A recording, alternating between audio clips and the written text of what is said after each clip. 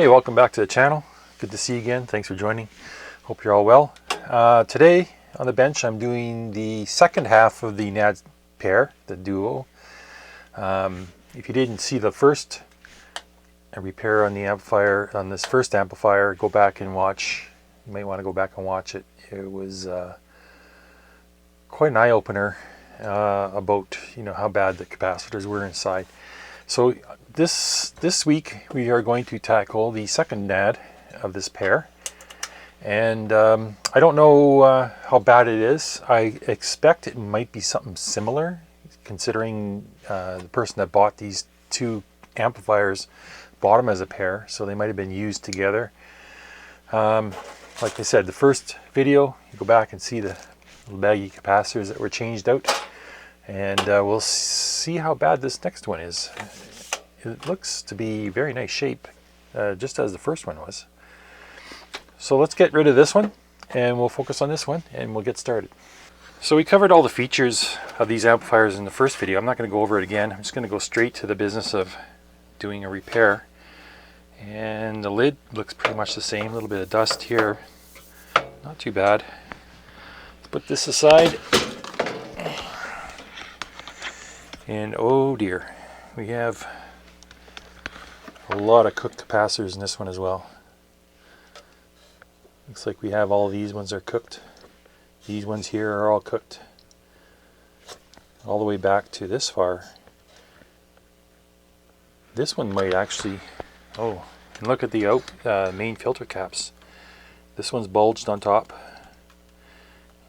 And it's loose, which suggests it's bulged on the bottom as well. And they have turned from their blue color to a gray. This isn't looking good. Let's have another spin here.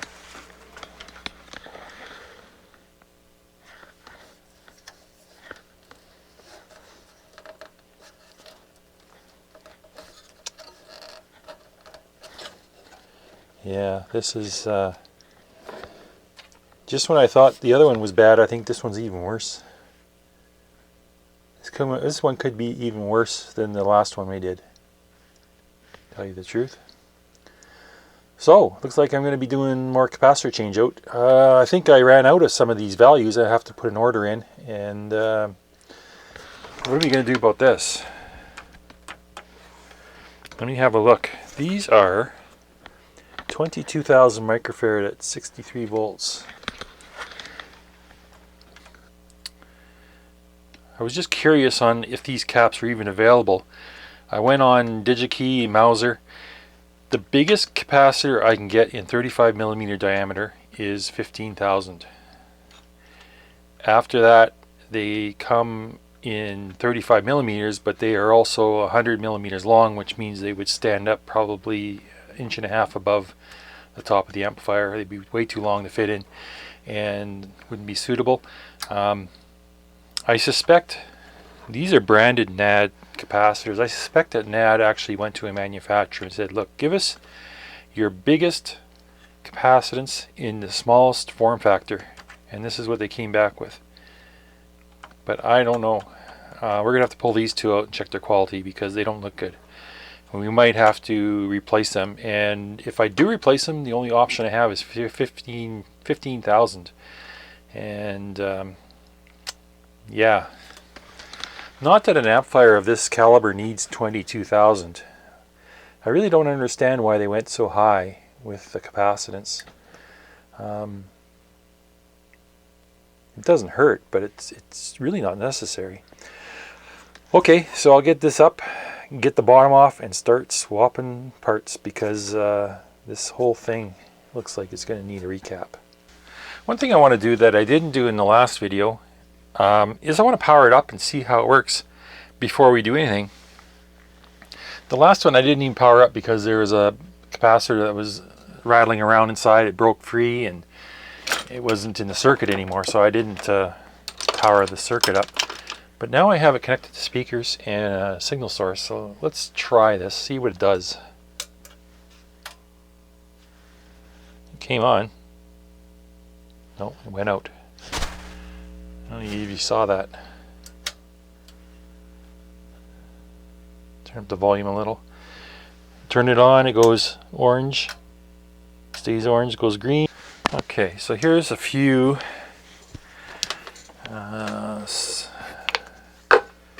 here's the two main filter capacitors. We got a bit of a problem here. Let's see what it reads on our meter.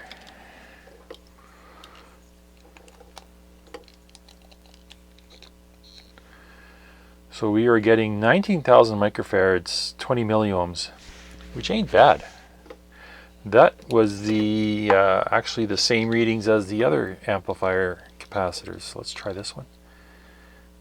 This one's a little bit better. It's about 500 microfarads more, a little bit lower ESR, but we have a problem. One of these is a maraca. The other one's good. So what do we do here? Do we replace them with downgraded components of a lesser value?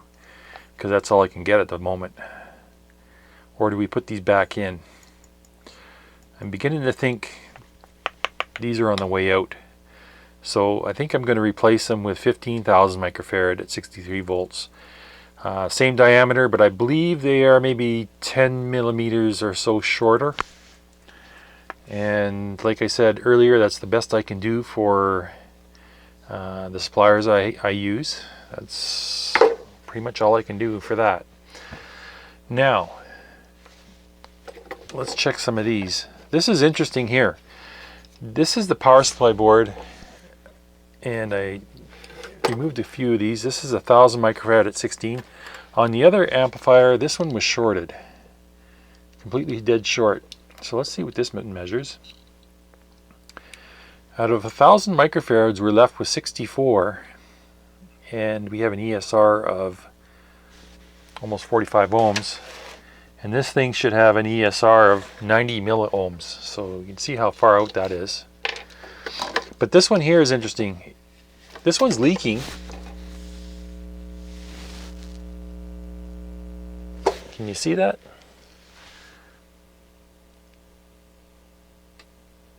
Maybe you can, it won't focus. It doesn't want to focus.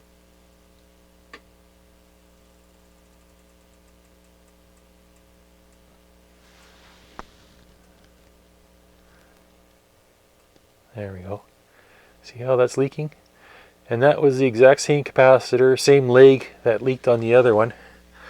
But this one is still intact. So let's measure this. This is 1,000 at 25 volts.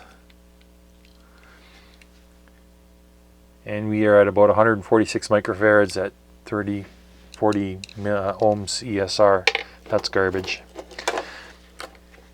Now these two tested fine on the other amplifier. Let's try these on this one. This one is a 2200 at 50 volt, and we're only getting back about 1800 microfarads, 75 milliohms. That one's tired, very tired. I might end up replacing these. This one's a little better, marginally better, but not much. Yeah. It's probably the best capacitors in the whole amplifier. So, looks like we're going to be changing a lot of caps again. And interestingly enough, these three caps here need to be replaced with film. These are actually monolithic multi-layer ceramics. So I'll do those three. I'll pull these two and check these two. These are a different brand. These are Mashihita, whatever they're called. Let's pull them out and test them.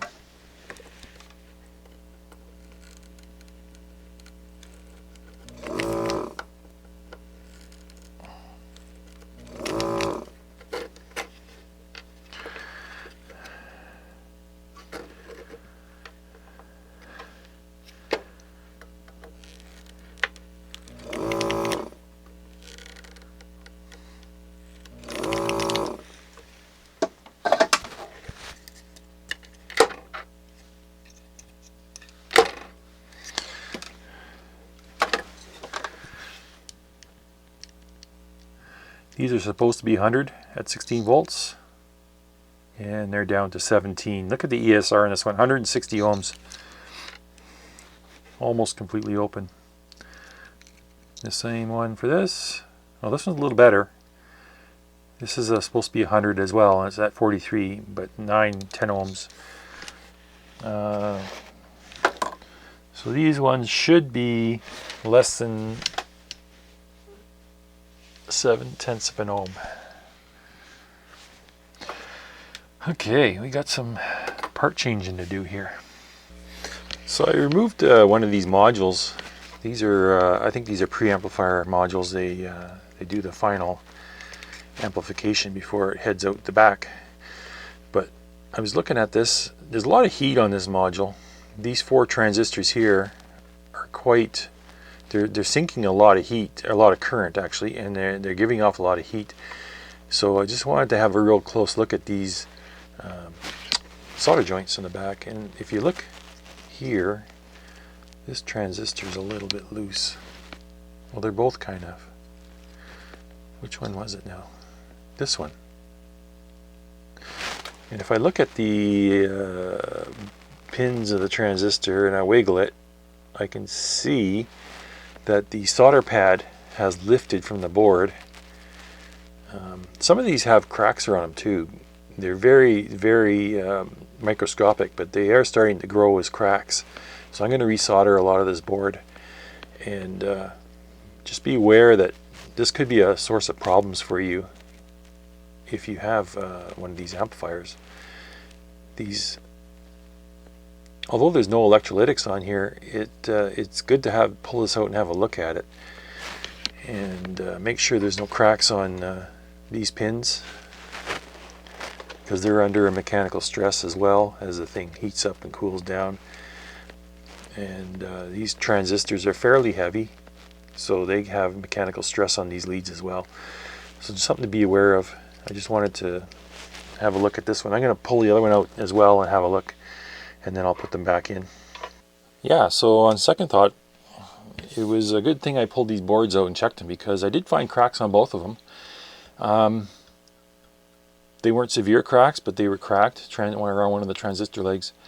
That's the kind of a crack that will really catch you, and they're insidious because they can come out after about 2 hours of listening. They can start crackling and popping and causing a problem, and then they're really difficult to find too. So I'm just going to give this board a little clean, and then give it a good inspection with a magnifying glass. But yeah, I think it's worth taking these boards out and having a good gander at them, because it could be a source of your problem. If not now, it would be in the future. So like I said, I resoldered these, and seems to be okay now.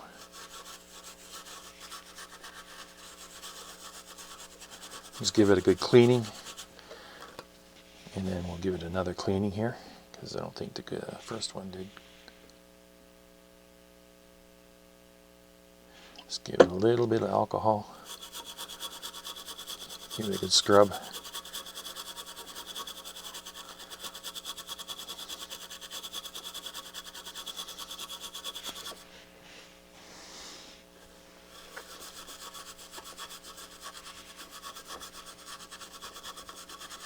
Dry it off, and then we'll have a good look at what we got here. And I'm not seeing anything now. I think I got the majority of them. I didn't resolder the whole board, but I gave it a good, a lot of the ones that needed soldering, you can kind of tell they're a little weak on the solder blob on the, yeah, some of these pads are lifting right here on this transistor. I think that's just from heat. So I'm going to make sure you check these over carefully for bridges, because the pad spacing is really small, and you don't want to have a bridge, because that would completely ruin your day. You'd probably blow about $25 worth of parts on this board. transistors and whatnot, so you don't want that, and then all the time to troubleshoot it after. So I'm going to put this back in, and I'll give it a good look, good inspection before I remount it. Alright, so we got everything, all the capacitors have been changed, and we have it all back together and reassembled. So now we're going to do a little power test here. Let's try it out. I got it plugged in. Let's turn it on, see what it does. I don't know if you can see the light. You got orange, green, second click. So the speaker relays are on. Sounds good so far. And it is on CD.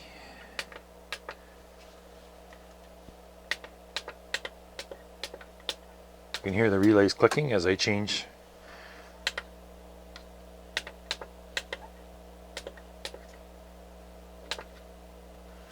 And then it went red again. What's going on? Maybe we still have a fault. Let's try this again.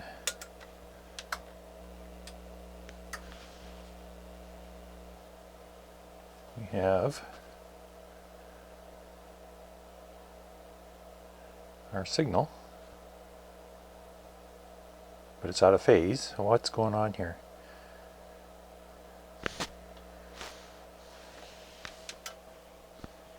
And then it just shuts down. Okay, so we still have a fault. Let's try that again.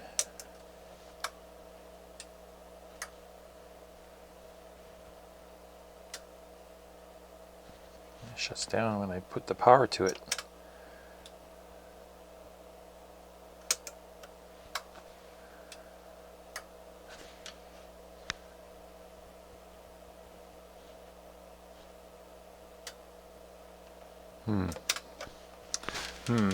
We replaced all our caps, and we did all our work, and now we're getting a situation where it does a shutdown, and it does it after it powers up.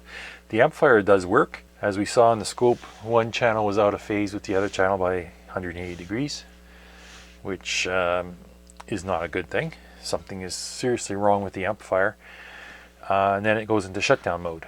So how do we troubleshoot something like this? What do we look for first? Like, this is a daunting task. This is a kind of a complicated amplifier. There's lots going on here. I think the first thing you'd want to do is you want to check the power supplies, just to make sure that everything's there.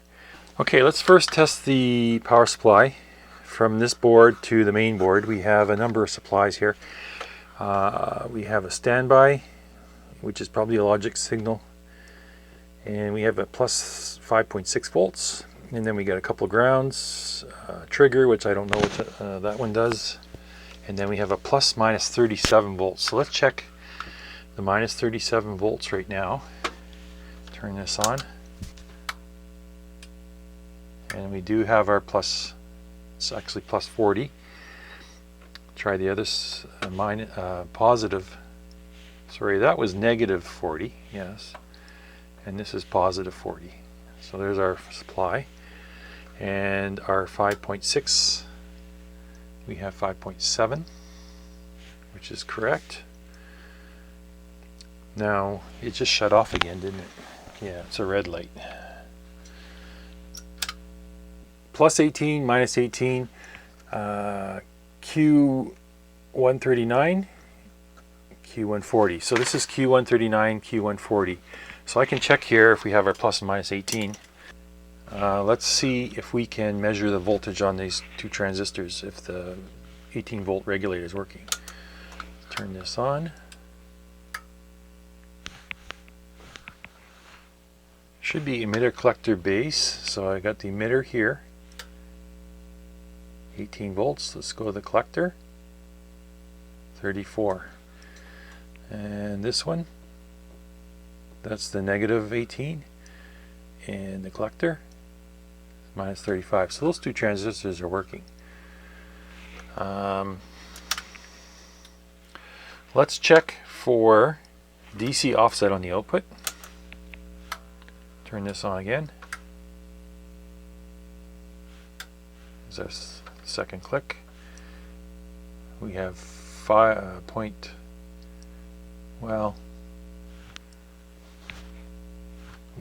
millivolts on that side.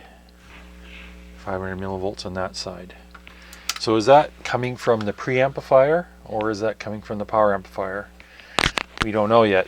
So let's separate the pre and the power amplifier with our junction, with our jumpers.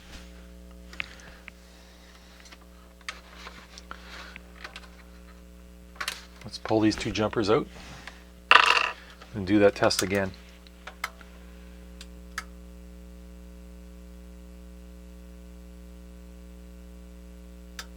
Okay, here we got our click. 500 millivolts and dropping. 400, 500 millivolts. So this is the output of the preamp, and we're getting 0. That's what we're expected. Getting 0.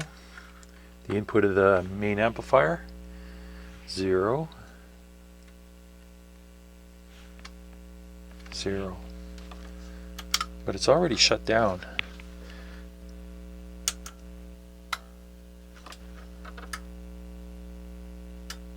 Yeah, it doesn't stay on very long. So we definitely have a problem in the power amplifier somewhere. We have 0.5 volt on the output, which is not normal. 0.5 volt on this, which is not normal. How about if we try adjusting VR102 and VR101 for the output offset voltage? We'll try that and see if that helps. So let's do one channel at a time here. Let me connect my probe up to the right channel.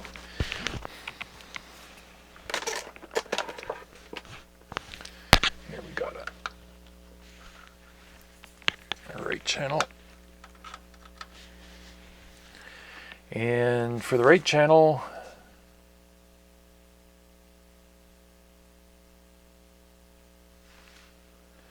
VR101, VR101.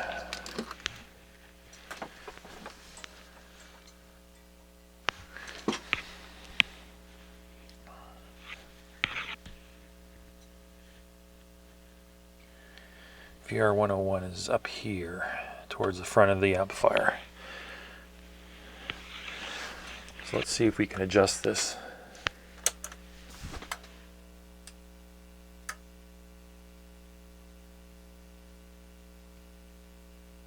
Why is it behaving now?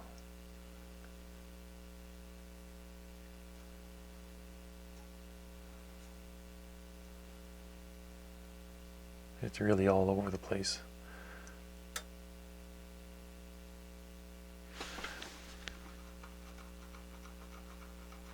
Stayed on longer though. Let's try this again.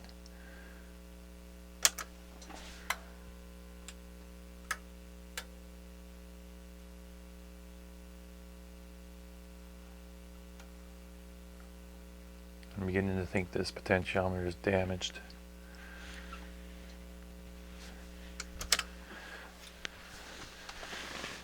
Let's try the other channel.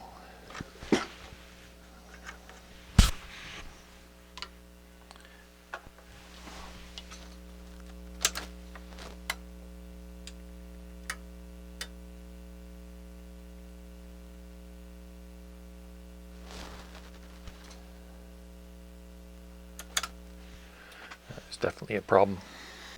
This one channel, this channel's a lot warmer than this channel, so I expect there's a problem here. This would be the right, I believe. So what I'm going to do is I'm going to get my diode checker and I'm going to go through and check all of these semiconductors and make sure we don't have a bad transistor in here somewhere. I guess that would be the first step. We know we have our power supplies in place. So I think the problem lies in this right channel, and it's got to be something that's funky with the circuit here. So let's do that right now. I'll do that off camera, and then I'll tell you what I found. Okay, so here's what I've done off camera so far. I have gone through and checked the orientation of all the capacitors I put in, made sure I didn't have any in backwards. And they're all okay.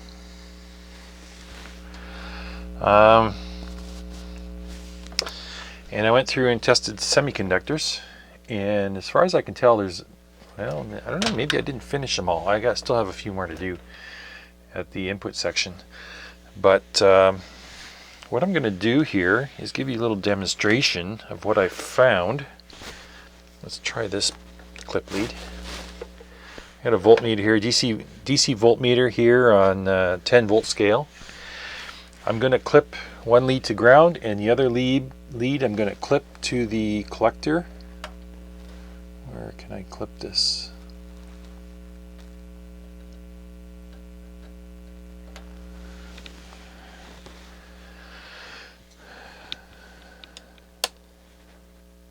Clip this to the collector of the output transistor. And I'm going to turn it on, and we're going to see what we get. 10 volt scale.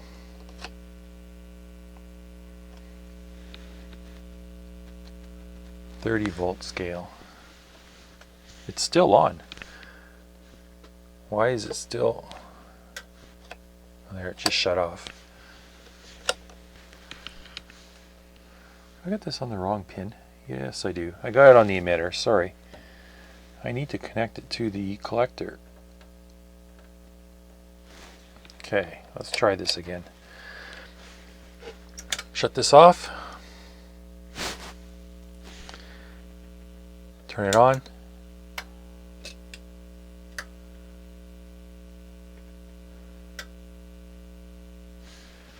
And it shut off already. We have a wild DC offset on the output of the rate channel.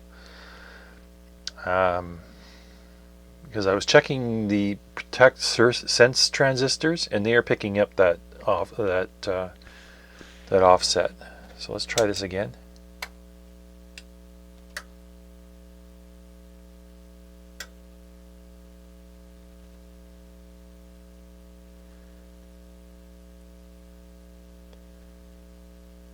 And it's not stable, it's fluctuating. I wonder if I hit it with some freeze spray. We have a bad transistor. Freeze spray will make it appear. So let me turn this a bit.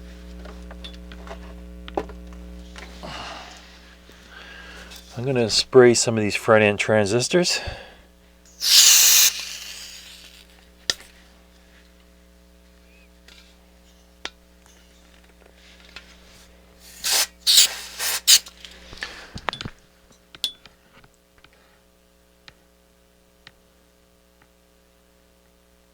Yeah, we might have a bad transistor.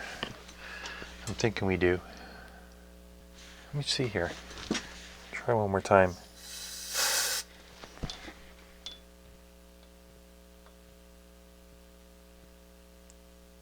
There's a lot of drift in this. Try the other two.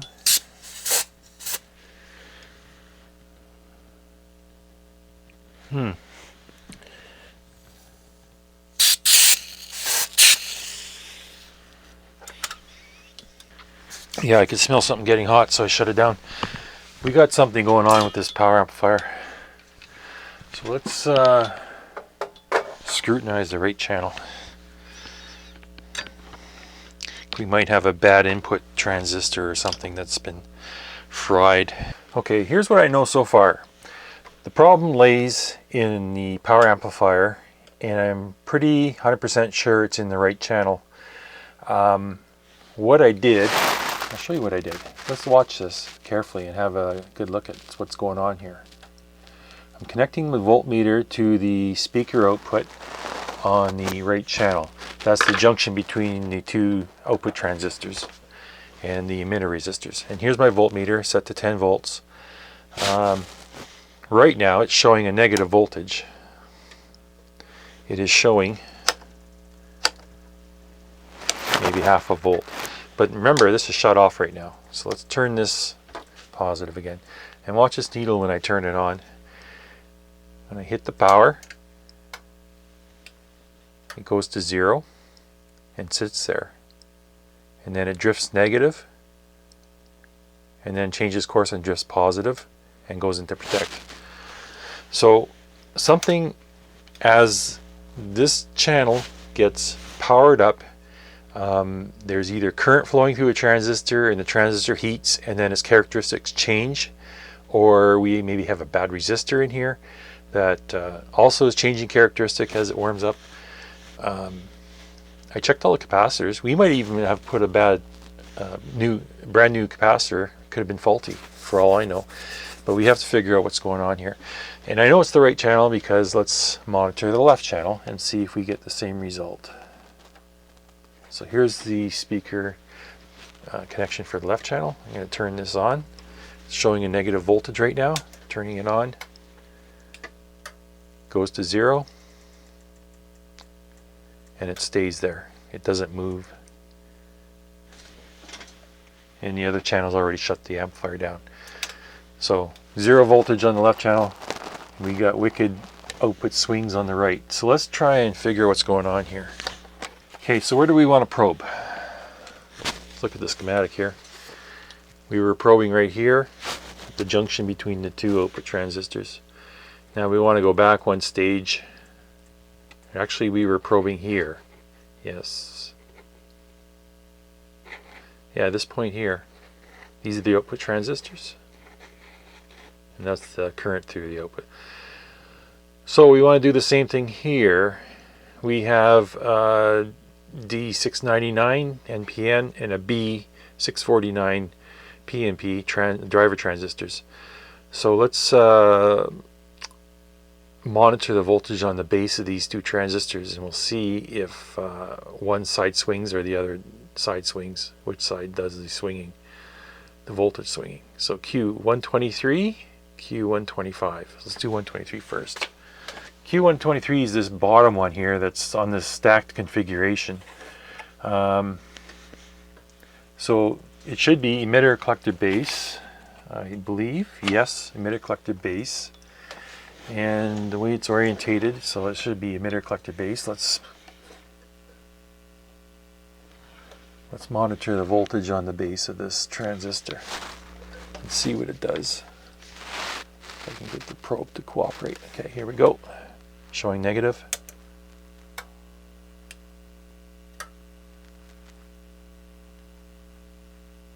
It's dropping.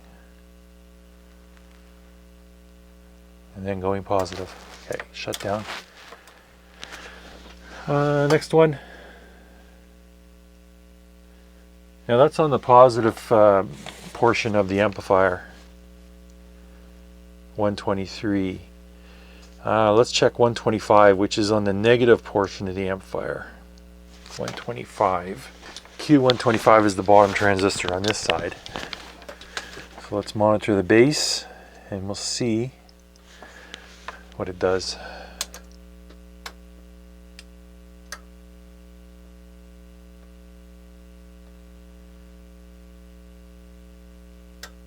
Okay, goes positive. Okay, let's go back one more stage. Q121. Q121. This looks like it might be the bias. Yes, this is the bias transistor. Q121. Okay, it's a 2SC2690. Q121, where is it? Okay, Q121 is sitting on the back side of this heatsink. It's underneath and it's mounted upside down. So our base is going to be flipped. It's going to be on the right hand side this time. So let's monitor the voltage here.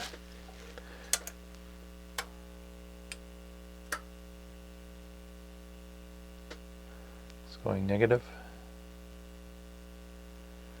And a wild positive swing. Okay. Let's go back one more stage. There is no more stages.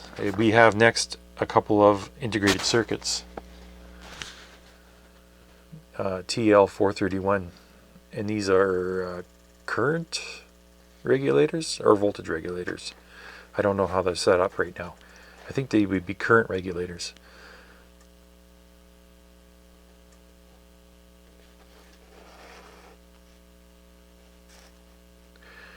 Let's monitor the sense pin on each of these to see what happens with our voltage.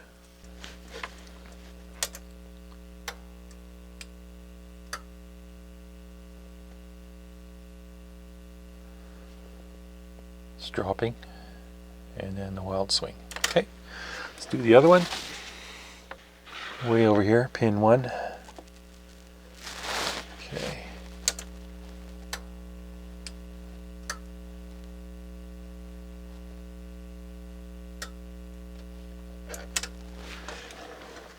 No change.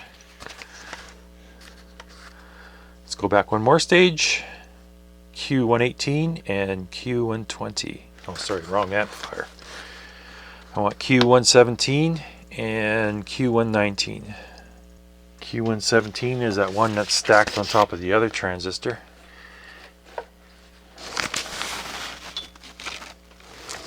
So let's go with Q117 is right here, the base connection.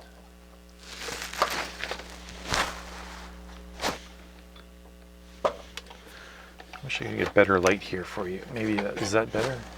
No, glare. Guess we're just going to have to go with this. Okay, where was I? Okay, here we go. This is the base of Q117.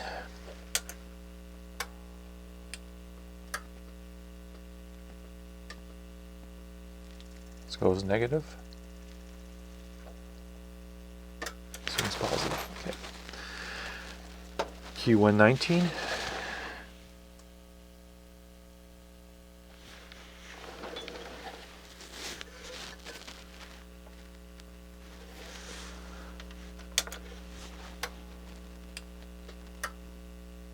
Negative, positive.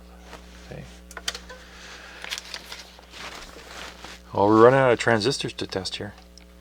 Next one up is Q105, Q107. And those are a complementary pair, 2SA970 and 2SC2240. It looks like it's an amplifier stage. Q105 is right here, and the base would be on the right hand side. Okay, here we go. This is Q105. This is a C2240 NPN.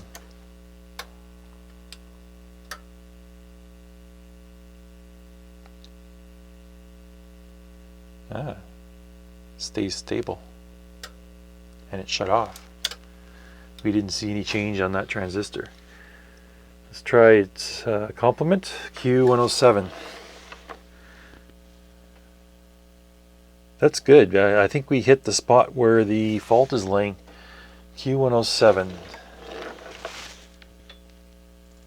This side here, and it would be on the left. This one here.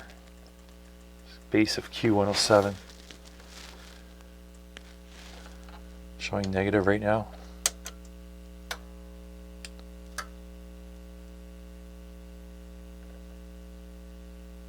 Staying negative, and it shut off.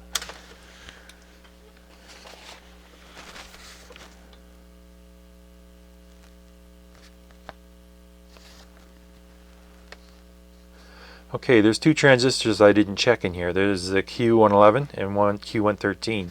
We're not finding the problem here or here. So we've eliminated the problem is from, okay, Q105, no problem. Q107, no problem. Everything from this part of the circuit back is working perfectly. So our fault lies somewhere past this line, and I've checked every transistor here on the base except for these two, Q111 and Q113. So we're going to do those next. This is the base of Q111. Let's turn it on. Oh,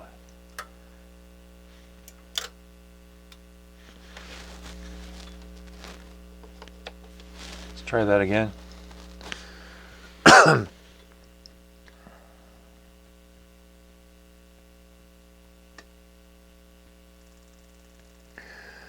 Just looking at the schematic.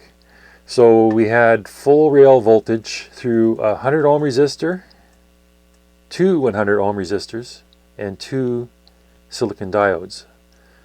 So we should be seeing, let's see here, what is rail voltage? Yes, plus minus 50. So we should see approximately 48 volts on this. So let's turn this up.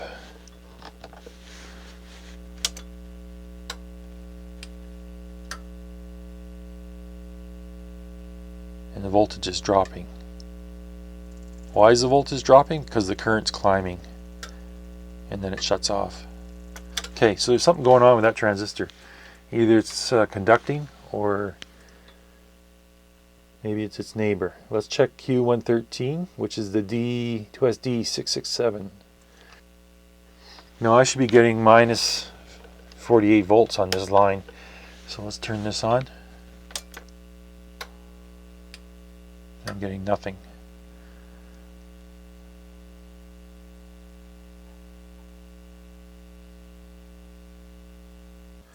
D110 and D112.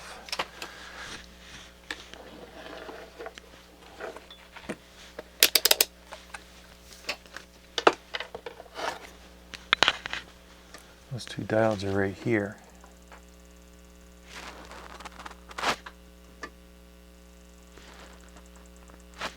And we got continuity on both diodes.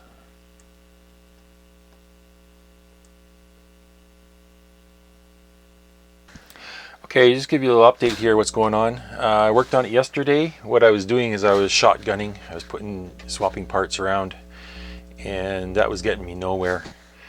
Mainly, I was shotgunning right around this area here of the circuit. I was replacing these transistors, these diodes. I had a suspicion that one of these was leaky, so that's why I was doing that. It's hard to tell if you have a leaky transistor until it's under voltage and under load, and once it starts heating up, it seems to go into thermal runaway really quick. So I have a leaky transistor in here somewhere. So I had to sleep on it last night, and I got up this morning and I was thinking about it, and I have a good idea how to isolate this. What I did, hey, first let me back up. I'm actually got the voltmeter on this line here. This line here is a speaker output, and then from this the feedback is taken. See the feedback here? And I think, I'm not sure if this one is feedback as well. I'm not sure. I think this one is.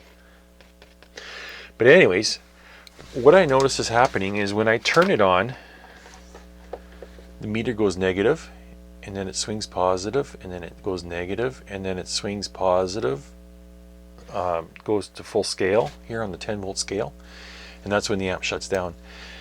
And I have a feeling the amplifier is working and it's trying to compensate for that negative voltage on the output. So what it's doing is it's going into a really slow oscillation, and it's trying to compensate, but then it starts swinging too wild and it clicks off. So right now, what I've done,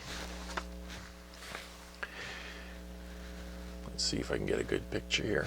I should actually do this on the other screen.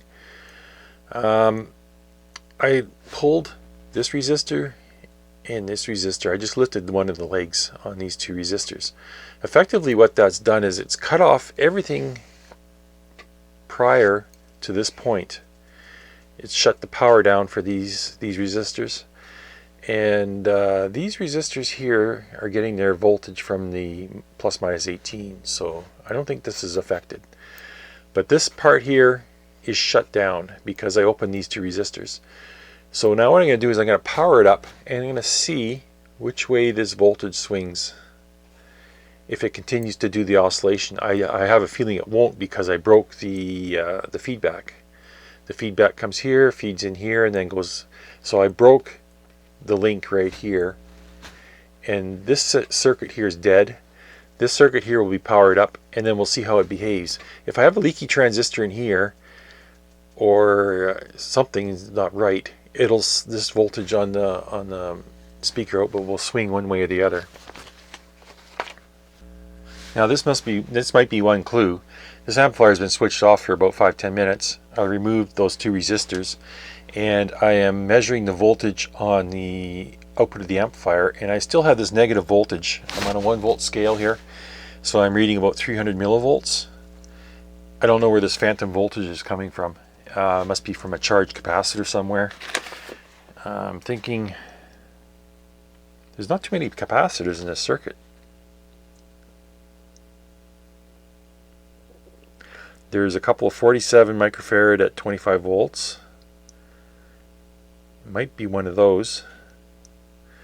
But you would think with the power off for that long it would drain down. I checked the power supply and it's down less than a volt.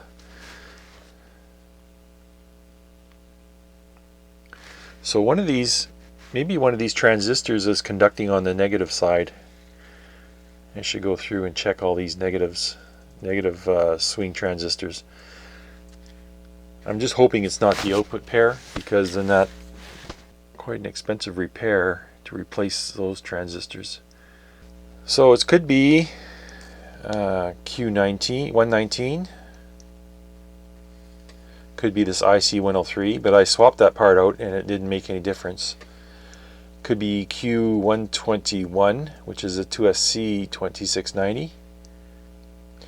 Could be Q125, which is a B649, and then the output transistor itself is a C3264. I don't think that would be the problem. This phantom voltage here has me. I'm just wondering where it's coming from. I'm going to lift the base, or actually what I'm going to do is I'm going to lift the collector on one of these 3 transistors, and I'll see if this phantom voltage goes away. Let me do, which one's easiest? Let's do Q125 first. Yeah, Q125 is right here. Let me detach the collector, and we'll see if this phantom voltage goes away.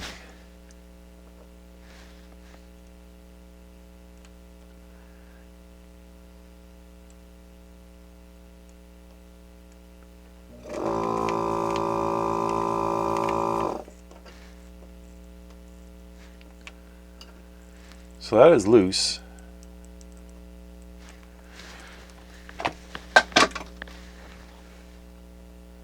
And not connected.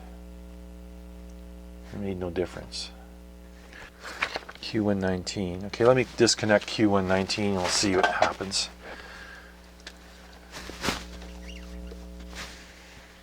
I'm going to release the collector of Q119 from the circuit.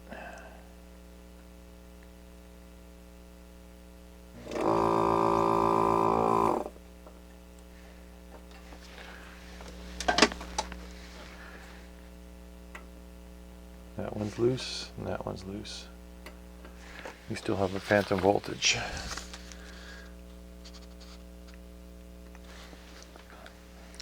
Starting to look like it might be an output transistor.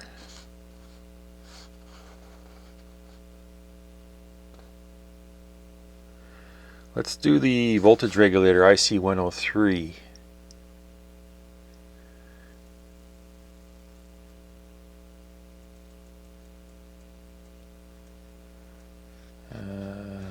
Okay, IC103.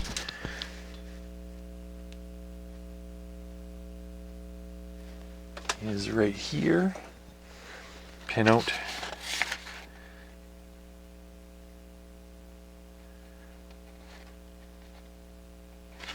Let's do the center pin of this.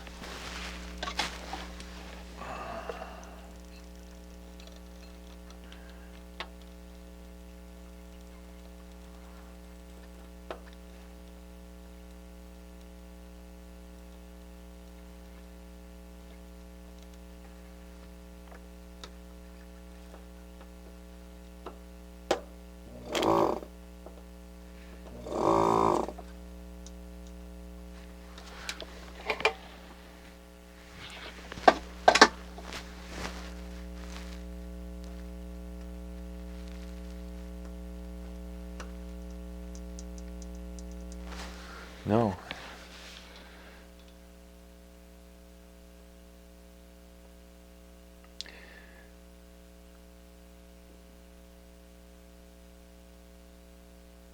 Pretty sure C119 is the one holding the charge. Let's remove C19 and let's see if that... Where's C119? Over here. Let's remove one leg of that.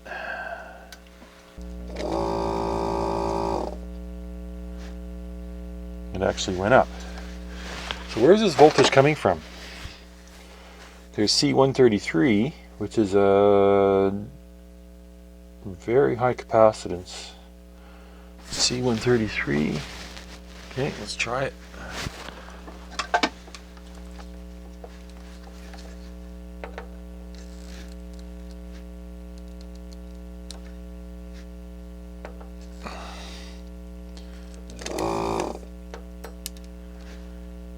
Nope.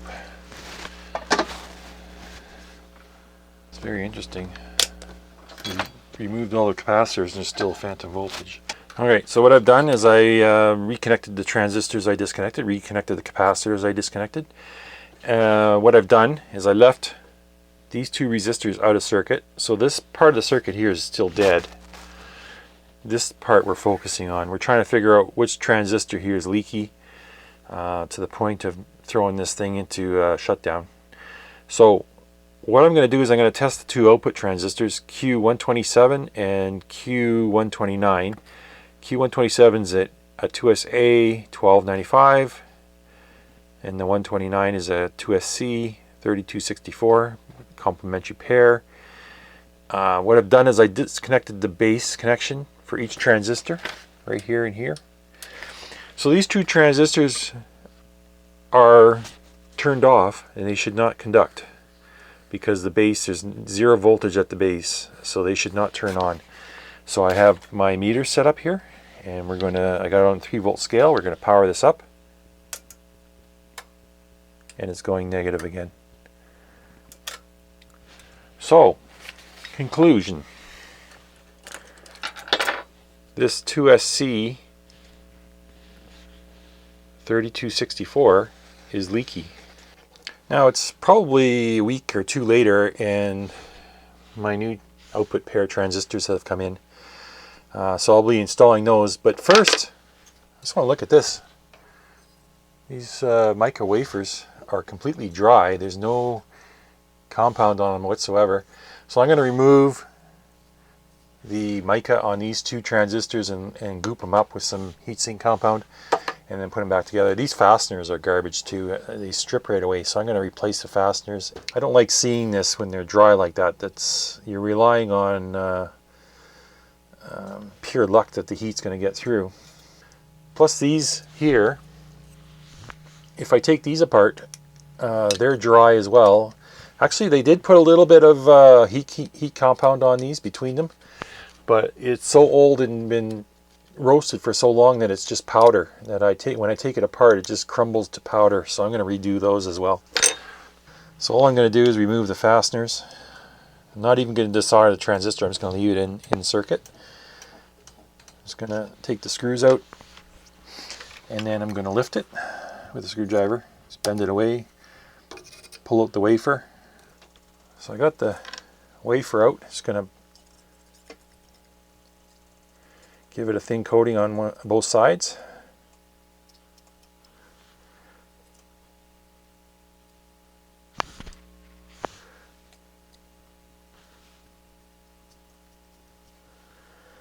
And then put it back in.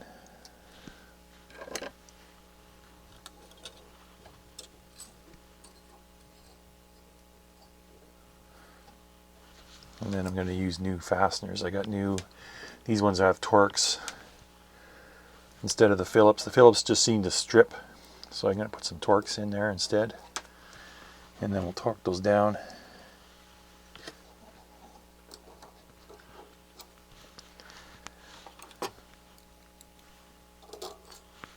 Okay, where's my screwdriver?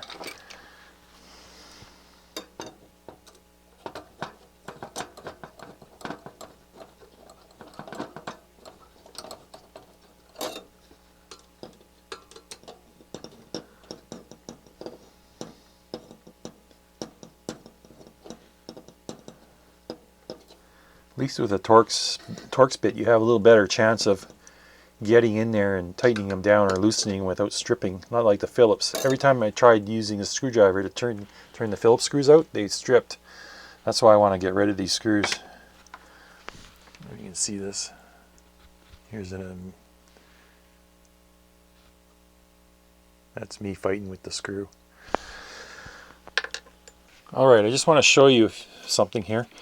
This driver transistor pair, or assembly, the heatsink compound is completely dry. It's dry like dust. From the heat it just got scorched, and any oils that was in here just evaporated. And now I just got like a white powder left behind. So what I do is I clean these off. If I can get this apart, it's stuck. Why is it stuck? The screw is stuck. Okay.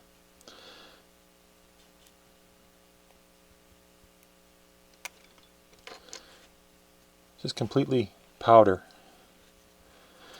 There's another problem here, is the transistor does not sit flat on the heatsink, because this hole that they punched through here, and they're using a screw, a machine screw threaded through this thin aluminum. There's like a ridge around here. You can feel it with your finger. And the transistor won't sit completely flat. It kind of rocks. If you can see that.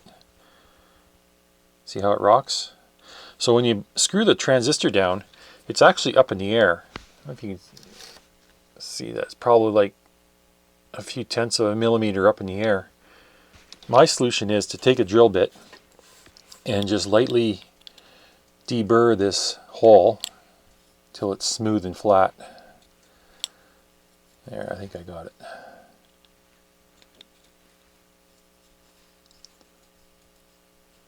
It's still a little bit high.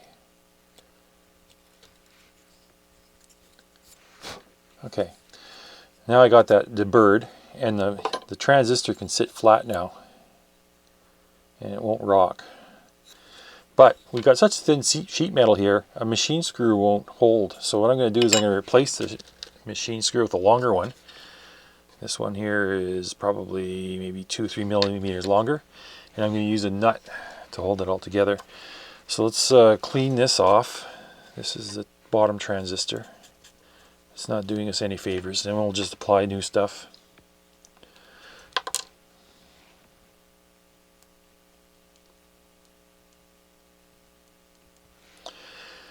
There, give it a little. If these things didn't get so hot, it wouldn't be that much of an issue. Okay, so this other, get out of there. This other transistor, same thing. Clean it off. Do the little thermal conductance, and then get a new screw in there and get this in place. Oops.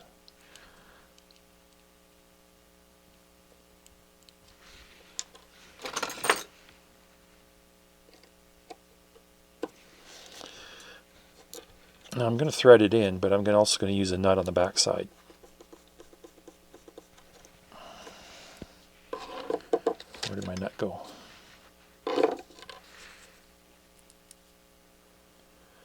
And that'll clamp the transistors to the heatsink properly. And we should have proper heat flow through these now. I have a feeling that's probably what happened, is the heatsink compound dried up, transistors overheated, and it started to turn leaky, and it all fell apart from there. Alright, so we're all back together, and we're going to get power on test for the first time. So I got my meter set up on the output of the speakers, output of the amplifier. We'll see what kind of DC offset we get. Got it set to a 10 volt scale. Turn it on. Either we're going to get smoke show or we're going to get it working. Here we go.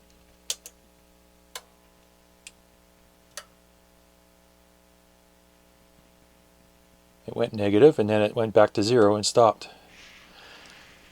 And our amplifier is live, and it hasn't shut down. So we're good. Let me check the other channel.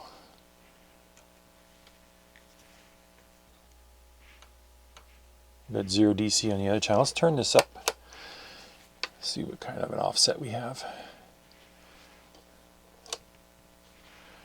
On a 0.3 volt scale, we have about 50 millivolts on this channel.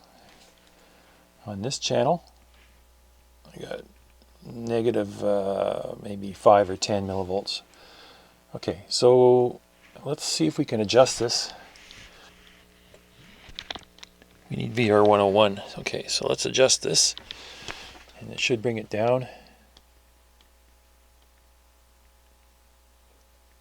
Perfect.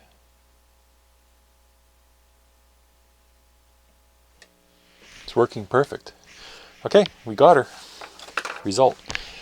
Now what I'll do is I'll take this analog meter off, put a digital one on, and I'll redo the final setup of the amplifier, and then we can do a power test. Alright, so we're all wired in for a power test and ready to turn it on. Let's see here. Turning it on. 1 click, 2 clicks, 3 clicks. And you should be able to see everything up on the scope. Let's turn on our tones and pump up the volume.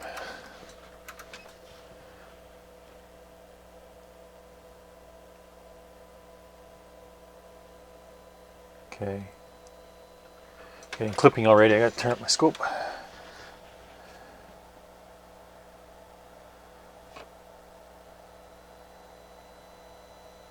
Okay, so there's clipping there. It's kind of hard to see. I would say right there. And we're measuring 25.6 volts RMS on the output. Just going to let this go for a while. Both channels are equal. Everything's looking pretty good. So yeah, I had 54 capacitors that were totally shot, including the 2 main filter caps. A couple of output transistor complementary pair. We had a leaky transistor in the biasing circuit. And I replaced a couple of these capacitors. These are these start off their life green, and then when the heat turns them black like that, I kind of look at them and say, hey, I think it's time for you to come out. Starting to heat up. So I'm going to call this one done. Not much else to say about it. The other amplifier I repaired in the previous video, I had it on my bench, listened to it for a number of days, and it sounded fantastic. These Nad amplifiers have a really crisp bass response. It's something, it's kind of hard to describe until you experience it yourself, but it sounds so good that I wouldn't mind keeping one of these for myself, but actually they just belong to a customer, so I'll give them both back. But yeah, I expect this one will sound just as good as the last one did. So I think these are a couple winners. Problem is, you know, everything gets cooked after a time. So if you have one of these Nad amps, like I said before, find a way to get it to a service tech and get all these caps changed. So, all right, thanks for watching. Take care, and we'll see you on the next one.